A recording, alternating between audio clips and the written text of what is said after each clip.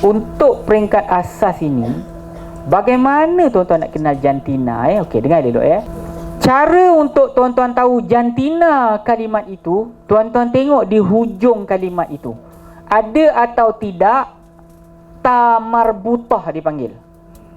Ta marbutah ni artinya ialah huruf ha tu tapi ada titik dua dekat atas tu. Nampak? Perasan tak? Banyak kalimat-kalimat yang hujung dia ada ta marbutah ataupun rupa dia macam ha tapi ada titik dua dekat atas tu. Kalau bacaannya lah. Contohnya macam kalimah maktabah, meja, ataupun saburah, papan putih, atau sayarah, kereta, atau hakibah, beg. Jadi apa saja kalimat yang ada di ujung dia, ada ta marbutah tu, kalimat itu orang Arab consider dia sebagai kalimat perempuan. Bukan meja tu ada jantina, bukan beg tu ada jantina, tak ada. Ejaan dia tu orang Arab consider sebagai ejaan muannas ataupun ejaan perempuan. Faham ke tidak? Ya, tapi bukan yang ada dekat hujung kalimah Allah, tahu tuan-tuan. Yang hujung kalimah Allah itu bukan ta marbutah. Itu ialah kalimah ha. Tuan-tuan pernah jumpa tak? Ejaan untuk kalimah Allah tu ada titik dua dekat ha tu, pernah? Tak pernah kan? Tak ada. Itu bukan dia ta marbutah ni rupa dia sama tapi ada dua titik kat ujung dia. Faham ke tidak? Itu kita panggil ta marbutah, ta bulat tu. Yang mana kalau tuan-tuan baca sambung dia jadi ta. Kalau tuan-tuan baca waqaf berhenti dia jadi ha. Betul tak? Itu kita panggil ta marbutah. Contoh-contohnya tadi itulah yang saya sebut tadi. Sama macam nama orang Kuantan lah. Kalau lelakinya Jamil, perempuannya Jamilah. Betul? Kalau lelakinya Aziz, perempuannya Azizah.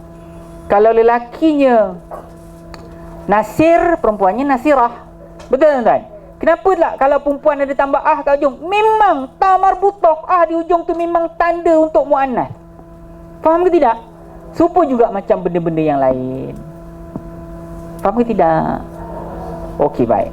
Ya. Itu peringkat asas macam mana tuan-tuan nak kenal jantina. Untuk peringkat asas ini, bagaimana nak tahu jantina? Tengoklah di hujungnya ada ta marbutah ataupun tidak. Kalau ada, muannas lah, perempuan lah. Kalau tak ada, jantan lah. Apa susah? Faham? Baik, settle. Kita pergi jumlah pula. Dah nak habis dah tuan-tuan ni. Ganti nama ni last. Ni jumlah pula. Okey, dengar dulu. Jumlah ni tuan-tuan, dalam bahasa Arab, dia lebih kaya dari bahasa Inggeris. Ya, kalau dalam bahasa Inggeris dia ada dua sebutan jumlah sahaja. Kan? Singular dengan plural, betul tak? Dia kalau sekiranya kalimah tu jamak ataupun plural, kalau dalam bahasa Inggeris dia tambah s dekat ujung, betul kan? Ya. Tapi dalam bahasa Arab dia ada tiga sebutan untuk jumlah. Dia ada sebutan kalau sekiranya kalimat tu singular, mufrad, satu. Dia ada sebutan kalau kalimat tu jamak, ramai. Dan dalam bahasa Arab tuan-tuan, dia ada sebutan untuk dua atau double, dual. Ya, okey. Bagaimana kita nak kenal satu-satu? Mufrad dulu. Cuba tuan-tuan sebut mufrad. Saya dah dengar mufrad. Sebut lagi sekali mufrad. Lagi sekali. Mufrad artinya ialah singular ataupun satu. Baik, macam mana nak kenal? Dengar dulu tuan-tuan. Kalimah-kalimah mufrad ini saya tak perlu jelaskan apa-apa pun pada tuan-tuan, sebab kalimah asal perkataan tu kalimah mufrad dia lah. Katalah orang Arab sebut kitab, maknanya satu kitab lah. Katalah saya minta Ustaz Safwan beri saya kitab, maknanya bagi-bagi satu kitab. Orang Arab tak kata pergi ambil wahid kitab, tak ada. Wahid tu satu kan, tak ada. Dia kata pergi ambil kitab, maknanya ambil satu kitab. Faham ke tidak? Jadi apa yang saya nak jelaskan kepada tuan-tuan? Masjid, maknanya satu masjid. Ya, madrasah, maknanya satu madrasah. Qalam, satu pen. Kalimah asal perkataan itu kalimah mufrad dia lah. Jadi apa yang saya nak jelaskan pada tuan-tuan? Tuan-tuan tahu makna dia? Tu mufrad dia lah. Yang saya kena jelaskan kalau kalimah itu musanna dan jamak. Okey, macam mana nak kenal kalimah musanna? Dengar dulu Tapi sebelum tu cuba tuan-tuan sebut musanna. Sebut sa tau, bukan sin, musa, musanna. Sebut lagi sekali. Lagi sekali. Bunyi tu memang dah ada Arab tu. Bunyi Arab. Agaknya orang Kuantan banyak kacuk Arab ya. Dia punya bunyi tu sedap sangat. Dia tu musanna. Baik. Dengar tuan-tuan ya. Kalimah musanna ini mudah saja. Ujung dia tambahlah aini di hujung dia. Ni asas tuan-tuan. Dia ada lagi satu, nanti saya jelaskan kemudian. Tapi hari ni nak bagi tahu asas tuan-tuan ya. Kalau kalimat itu kalimah musanna, hujung dia tambahlah aini. Kalau masjid, sebuah masjid. Kalau dua masjid, masjidaini. Kalau satu kitab, kalau dua kitabaini. Kalau satu kolam pen, dua kolamaini. Tambahlah aini, aini, aini di hujung dia. Faham tak? Katalah saya nak minta pada Ustaz Safwan. Ustaz Safwan minta saya kitabaini. Berapa kitab saya minta? Dia tak kata isnain kitab, Ustaz tak ada. Dia kalimah kitab tu yang dia ubah suai. Tahu tak? Jadi kitab jadi kitabaini. Ustaz Safwan, tadi saya ziarah masjidaini. Berapa masjid saya ziarah tuan-tuan? Dua. Kalimah itu sendiri dia alter, dia tambah huruf-huruf tertentu. Faham ke tidak? Tapi tuan-tuan, kalimah musanna ini sedikit saja Allah guna dalam Al-Quran. Kadang-kadang saya, Ustaz Safwan mengajar 10 bulan tuan-tuan, kita jumpa hanya sekali dua je. Kadang-kadang tak jumpa langsung pun kalimah musanna ini. Sedikit sangat Allah guna musanna dalam Al-Quran. Yang banyaknya kalimah mufrad dan kalimah jamak. Faham ke tidak?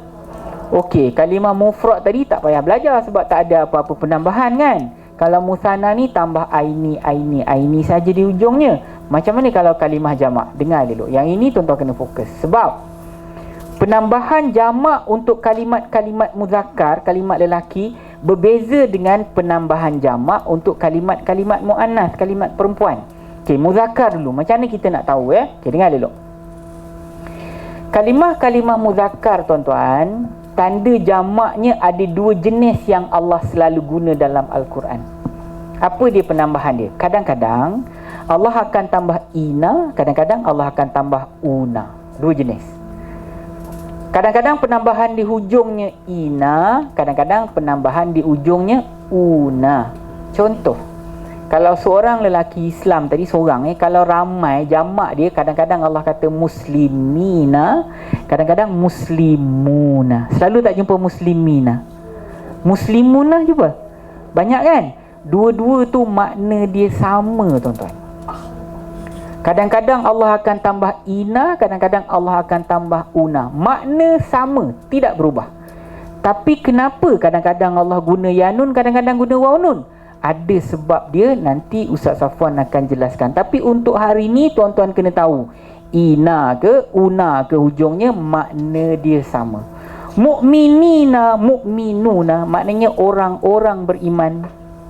Saimina, saimuna, dua-dua maknanya orang-orang berpuasa.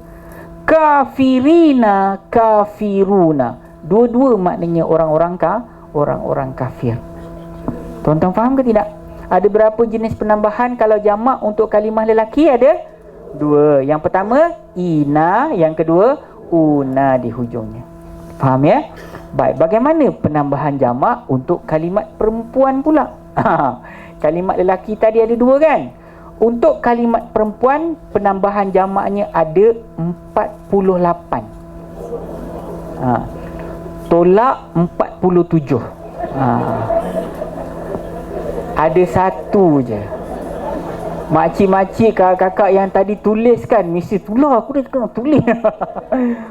Masing-masing cari pen. Tak ada satu saja. Apa dia penambahan dia? Penambahannya ialah alif dan ta terbuka kat ujung dia.